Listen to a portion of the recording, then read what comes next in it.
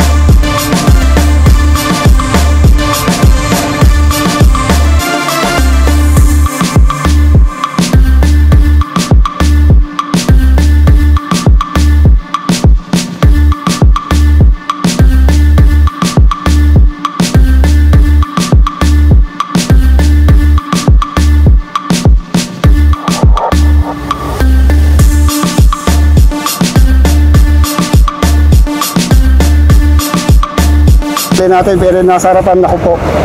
Mukhang mahihirapan tayo. Pero medyo sa gawigan, medyo maluwang naman na yung ating mga kakalsadahan eh. So swerte yung mga andun sa harapan. Nakagad sa likod. So ingat-ingat tayo. Ang riders na makapinis. So we have 48 kilometers NTB Amateur. Kanya-kanyang lusutan to. Diyos ko po, kain do. Kain po! So kumpul-kumpul oh. Kami man na muscle dito, medyo, kami mga muscle, medyo mahirapan kami dito. So mahirapan tayong maka-advance dito sa harapan. Go! We have so many riders from different province here in the Philippines. Grabe oh. Wala na yata akong makilala rito sa sobrang dami. Karambula! Diyos ko po! Ayun na, nagkarambula na. Ay! Dami! Naubos ang peloton.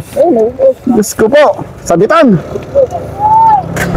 Diyos ko po, kain do. Ito yung kinakatakutan kong karera. Sa idol, oh. Dapat maging maingat kayo. Hindi mahalaga yung panalo. Ang mahalaga lahat safe tayo. Kumbaga ito, ensayo, libangan natin. So, shot-shot lang tayo dito, at nagmamasyag kung meron bang makakatakas dito sa ating mga siklista hanggang doon sa finish line. Dahil 48 kilometers road race itong ating bubunuin dito. Grabe, dami. Ito ang Larga Pilipinas. Solid North, Larga Pilipinas People's Race. O medyo lumuluwang ng bagya, baka sakaling maka-overtake tayo dito. So makapal talaga oh. So hindi ko matanaw yung mga riders sa harapan kung meron na tayong mga riders na nakatakas dito. Dahil napakarami talaga. Hindi rin tayo makatakas dito sa likuran. So na, wala pa rin naman tayong breakaway. Buong buo pa rin itong pinaka big peloton. Buong buo pa rin itong ating peloton. So kailangan makauna tayo dun sa ahon. Pag tayo naunahan dun, mahirap na tayong makalusot dahil medyo makipot na yung ruta sa Migawiron. Pero dito sa may side view, kabilang side, meron pa rin hanggang speed 47 kilometers per hour. Talaga hindi rin kami makalusot, hindi rin sila makalusot sa kapal na itong ating mga amateur MTBs. Ito yung isa sa inaabangan nilang karera at maipamalas ang kanilang lakas sa pamimisikleta. So makapal pa rin yung mga rider sa harapan. Wala pa rin akong natatanaw na breakaway. Hindi talaga tayo makalusot. Tapos may sumalubong pa. Ang kapal itong mga riders sa atin. Ako na likat. Nako, meron palang ginagawa rito. So may ginagawa palang daan dito. Nako, yun lang. So kanan tayo. Kaya pa rin sumalubong. So nag-shortcut na. Diyos ko po. Anong nangyari? Ang kapal.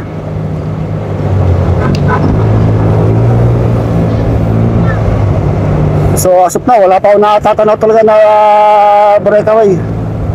Talagang mahirap tumakas. Kailangan natin makuha ng lahat to dahil ito kumbaga memories nila to memories nila na kumarera at isa sa pinakamalaking karera dito sa Pilipinas, ang Larga Pilipinas. Makakapunta tayo dun sa mga nagbabadyang mag-breakaway. Medyo lumuluwang na yung kalsada rito pero kumakalat itong ating mga siklista. Hindi mapigilan. Kumbaga mapusok.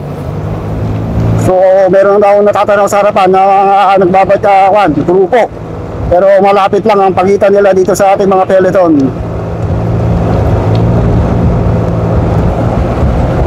Talagang diinan to, parang hindi bumababa sa 50 kilometers per hour ang banatan dito Parang hindi bumababa sa 50 kilometers ang bakbakan dito. Una-unahan silang makatakas pero wala, natutugis, inaabutan agad ng mga grupo. Pero may mga bahagyang nauubos din. Kahit isang team kayo dito, medyo mahihirapan pa rin kayo. Dahil napakaraming maghahabol, independent riders sa mga maghahabol. So try namin pumunta dito sa harapan. Pero hirap kami. Hirap kami maka-overtake sa bilis. So nakakapit ka agad. So tatay tayo sa harapan. Kapal nito At sa kaliwa, ayun na. So dito tayo sa harapan. So nagkakabiinan na talaga dito. So meron tayong mihiwalay na riders. Meron tayong mga riders na mihiwalay. Ito. Meron tayong riders, 4 riders na naunang kumawala. Christian Gambala, Ronnie Ramos, dito isa.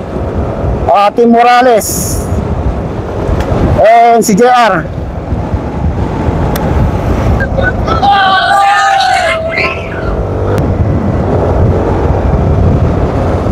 Ito na, so may nakatakas tayo dalawang rider. 2 riders breakaway. Ito si Piolo Kalimlim. Piolo Kalimlim yung isa. Gilid po. So ito na yung makapal na rider. Tuten, humahabol si Tuten. Grabe, kapal. Benedict Leone, sumahabol na rin. Uy, gusto po. Kapal. So may bahagyang dalawang rider sa na. Tara, lumulusong sila dito. At hindi lusong daw mga idol. Gusto po, ayun. So papunta tayo sa Barangay Baloy. Kuya po, Nueva Ecija. Naku, nagkasimplangan pa yata, Diyos ko. Nagkaipitan. So nagkaipitan dito, dalawang riders. Pero okay. Idol, mukha naubusan na itong Team Pangasinan. Grabe kapal, ayun. Diyos ko po, kayo. Hindi tayo makaka-overtake dito dahil makipot na dyan. Hindi tayo makaka-overtake sa highway sa Pangasinan Nueva Ecija Road. Gaano kadami kahaba itong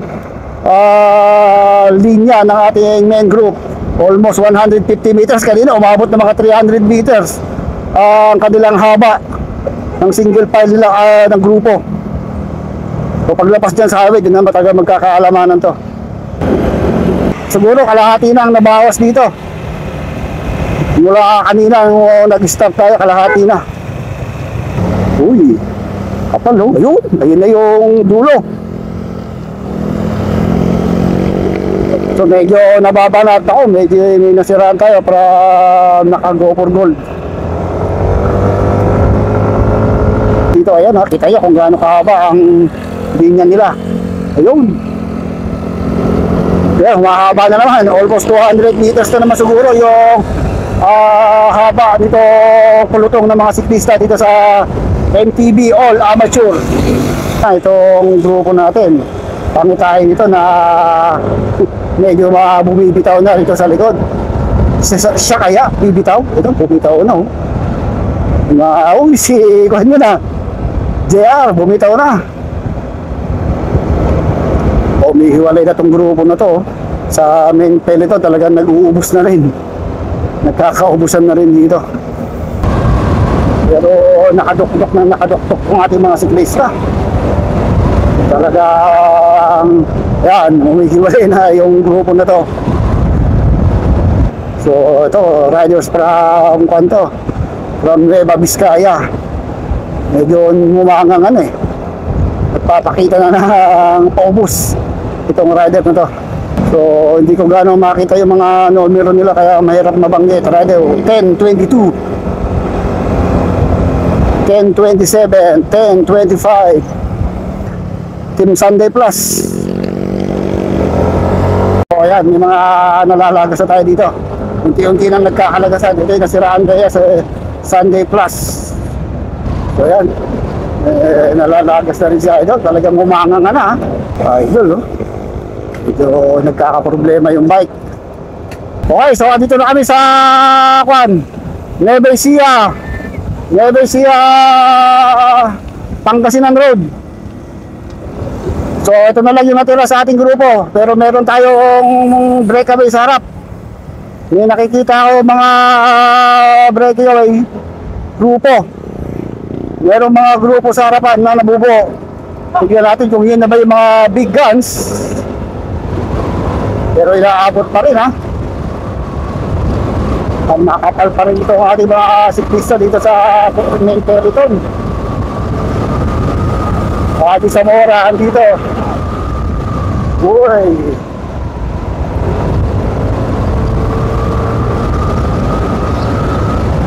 so meron taga Vizcaya dito. So ito, meron tayong grupo na buo. So marami itong nabuong grupo. Sa breakaway, meron dito Sunday Plus, isa. Bukod doon yung ibang riders hindi natin makilala. CJ Jamson nandito rin sa grupong humiwalay. May humiwalay na tayong riders grupo. Jerelson yun, parang may team pula, Jerelson. Si Piolo Kalimlim dito. Mga kata sa kaliwa, kisang nga ba sinundang kagad ni Piolo Kalimlim. So sinusubukan tumakas ito mga team 3115. Marami ito, mahigit 10 na ito na buong breakaway dito sa atin sa harapan. Titignan mo yung likod baka dumidikit sa atin. So ayun lang yung ating grupo. Ayun lang 80 meters lang ang lamang nila dito sa breakaway. Kaya ako, bumabanat na naman sa harapan, kumakagibis si Idol. Breakaway natin na mahigit 10. Okay. May taga Nueva Vizcaya dito. Pinabot ng grupo. So ito, may isang tumatakas na riders from Team Morales. So nagbabanatan sa likod mukhang magbaban sprint remat yan Mukhang magbaban sprint remat yan. Kala ko yung nabuo na kaninang grupo yun na, pero hindi, inabot. So meron lang tayong isa from Team Morales, rider number 519 Teo Diaz, bumabanat na rin dito.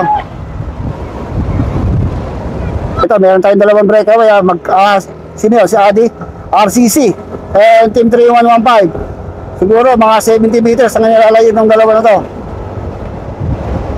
Parang si Adi Zamora itong Team 311 RCC, and itong si Rayo Diaz. So lumalanong na sila ng mga 100 meters. Tuluyan na kaya makakalayo itong ating dalawang riders, or maghahabol pa yung ating main peloton dahil napakakapal pa ng peloton natin. Parehas na sprinter, Adi Zamora from Binalao ng Pangasinan, Rayo Diaz from San Manuel, Tarlac. So lumalayo itong dalawa, lumalayo ang kalamangan ng ating dalawang riders. So yung ating peloton nagwawala, maraming naghahabol doon sa likod. Nagwawala yung ating peloton, mukhang may didikit na grupo. 10 kilometers from Gimba, 12 kilometers to the finish line, last 12 kilometers to the finish line for this 2-man breakaway from Aeropeat RCC Reptiles and Team 3115. So may nag-aabot sa likod pero malayo itong dalawa ito. Ang kanilang speed, bumibilis, 50 kilometers per hour. Tingnan natin kung sino yung mga nag-aabol sa likuran. Nag-aabol dalawa, sino? Si Piolo ba yan? Si Piolo at saka isang riders. So ito pa, may nag-aabol. So 5 itong nag-aabol yun, 5. Ang lamang dalan ng breakaway dito, 80 meters dito sa 5 na to na nag-aabol. Ito na si Tute, nanahabol na itong si Tute ng team, kakapitan.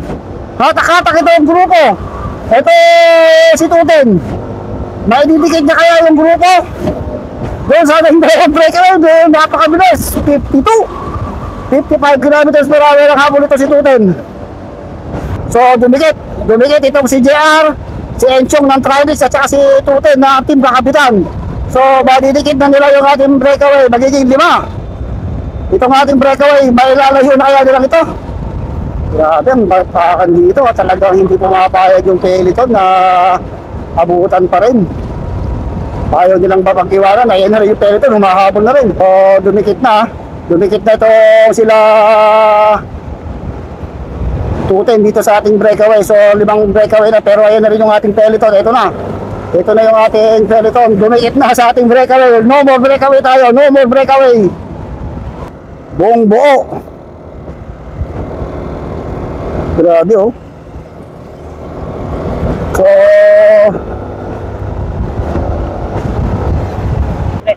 So meron tayo isang riders na kumawala.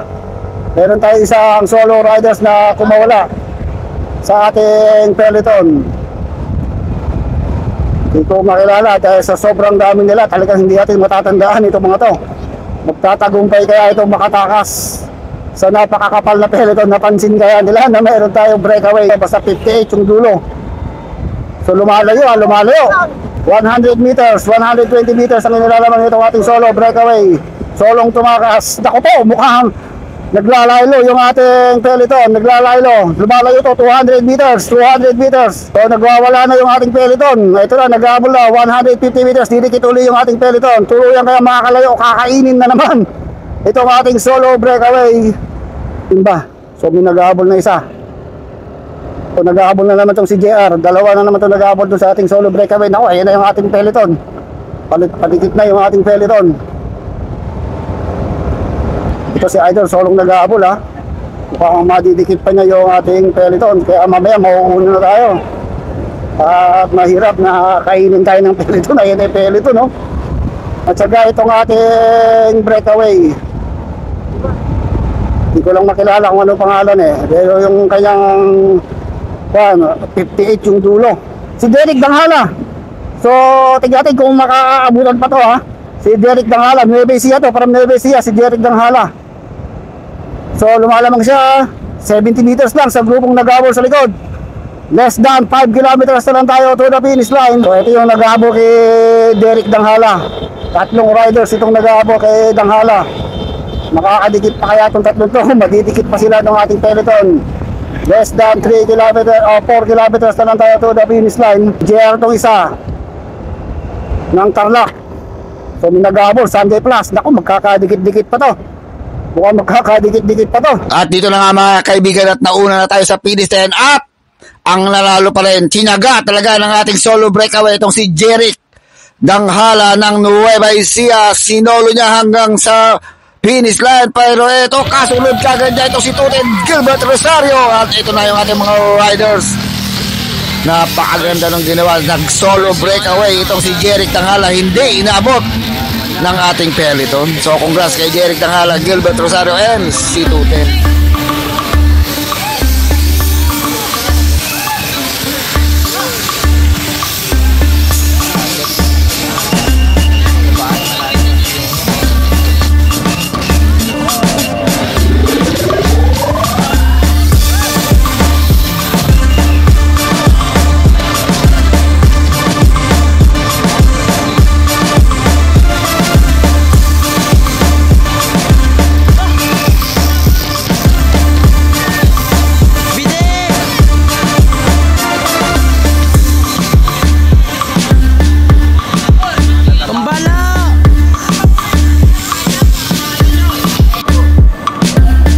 Uy, inaabot pa tayo nila. Masuna na ako.